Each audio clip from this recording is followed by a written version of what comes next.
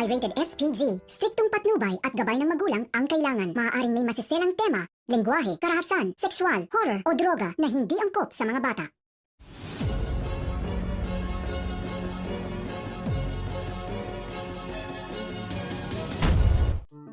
Nagulat itong si Angel nang lumantad sa kanyang harapan itong si Vanessa at sinasabing hindi kaya masunog sa impyerno ang pagpapanggap nitong si Angel sapagkat ibubunyag na ni Vanessa ang lahat ang pagbabalat kayo ni Angel sa pamilya Panganiban.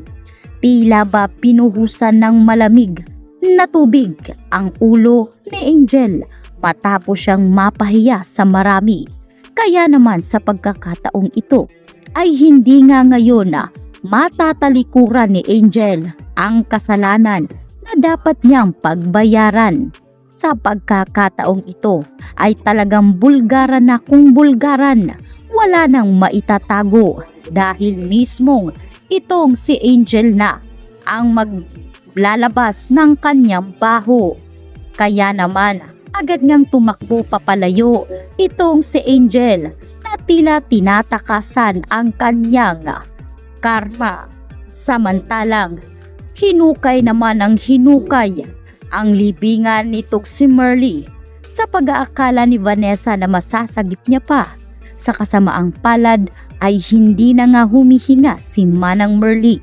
Agad nga itong dinala sa ospital at dito naman nailigtas ang buhay ni Manang Merly at nagpapasalamat si Manang Merly dito kay Vanessa dahil iniligtas umano nito ang buhay niya at mapababayaran na rin ni Angel ang kanyang mga kasalanan. Habang gulat na gulat itong si Madam Sylvia, litong-lito kung ano ang nangyayari. Kaya naman si Lexie na ang nagpaliwanag sa kanyang inang si Sylvia na puro pagpapanggap na lang ang ginawa nitong si Angel. Masamang tao siya at takot na takot si Lexie. Sinabi rin nitong si Lexie na ang huling habili ng kanyang amang si Carlito ay makikita umano sa notebook at dito lumantad na si Kiara at Angel ay iisa. May kinalaman ngayon itong si Angel sa pagpaslang dito kay Carlito. Bubuksan muli ang kasong matagal nang sinukuan ni Sylvia at dito nga pagbabayaran ni Angel dahil isa siya sa mga prime suspect na nakikita ngayon ng mga kapulisan. Sinabi ng mga pulis na kinakailangan umanong mag-imbestiga para dito kay Angel dahil sa nakita nga siya sa CCTV. Base sa kanilang sinilip, huling nakita itong si Carlitong buhay. Kaya naman sa pagkakataong ito ay dito na ngayon malalaman ni Madam Sylvia na ang taong pumaslang sa kanyang asawa at apo ay matagal na palang nagkukubli sa kanilang pamamahay. Sinabi ni Madam Sylvia kay Inspector na kinailang susuriing mabuti ang lahat at kapag napatunayan nga na si Angel ang may kasalanan ay ipakukulong umano niya at higit sa lahat hindi na umano makakalaya pa itong si Angel dahil 2 buhay umano ang nawala sa pamilya Panganiban.